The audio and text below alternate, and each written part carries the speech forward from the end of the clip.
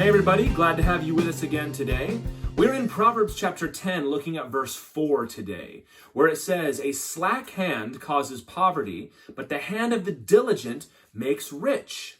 This is our first encounter with what Proverbs talks about a lot, which is hard work and laziness and money and doing well, being successful financially in life. The Bible has a lot to say about that, believe it or not.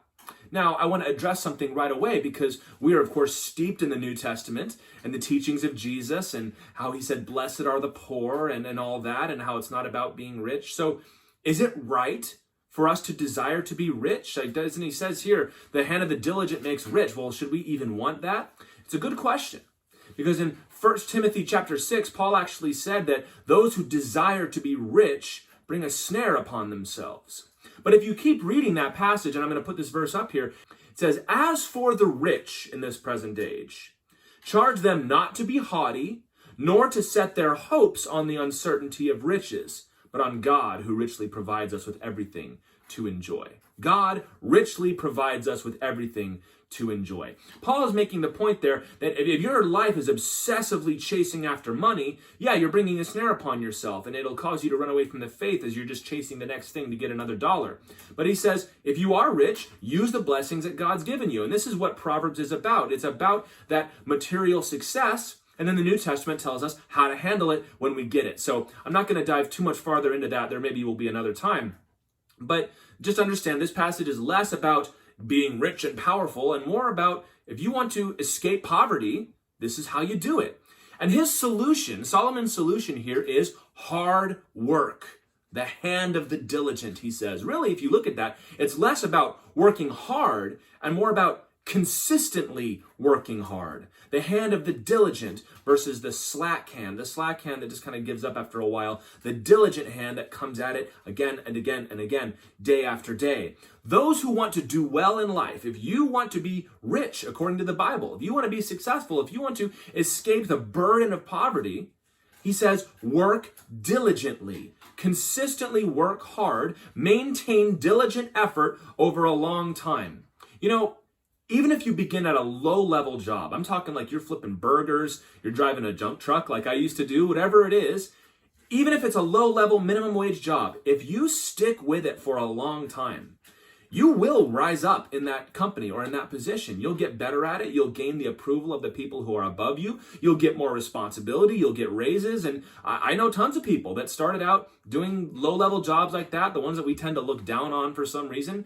And by sticking it out, they were able to rise up to a position where now they're doing very well for themselves. So faithful, consistent work. Having been a manager at a job like that, I know how hard it is to find people who will work hard and work long and day after day to do that. Now, when you start talking about this, people love to point out the exceptions. Very popular right now, say, well, you can work hard, but the system's going to keep you down, man. There's oppression. There's a system. There's people that hate me. My boss is no good. I don't want to minimize that. That is real. But what the Bible tells us to do is not to let those things determine how we are going to behave. It's no good to say, well, the man's keeping me down, therefore I'm not going to work hard. I'm not going to work hard for that boss. I'm not going to work hard for that company. There are countless stories, and you've heard them. You probably have them in your family, of people who worked hard through adversity, through being held down by a nasty boss, through even stories of prejudice and oppression on a governmental level, but they worked so hard, they were able just to overcome that. This is what the Bible tells us, that in the face of all that, you can't control none of that. What you can control is how hard you're going to work. And if you're going to let that make you lazy, you are going to fail. If you're going to say, forget it, I'm not working hard, well, you've just given up. Don't give up. The Bible says, fight, keep going, keep working hard. The problem is, we have all these expectations that if I work for X amount of time, I should make X amount of money, and then I'll get promoted X amount of times. And then we put in that time, and when it doesn't happen, and we get frustrated. We think, well, I deserve a certain amount of free time. I deserve a certain amount of me time. I shouldn't have to work more than 40 hours a week.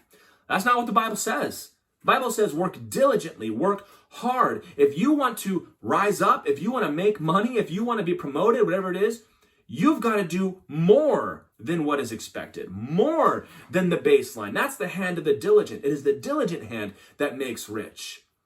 2 Thessalonians 3 verse 10 says, if anyone will not work, he should not eat.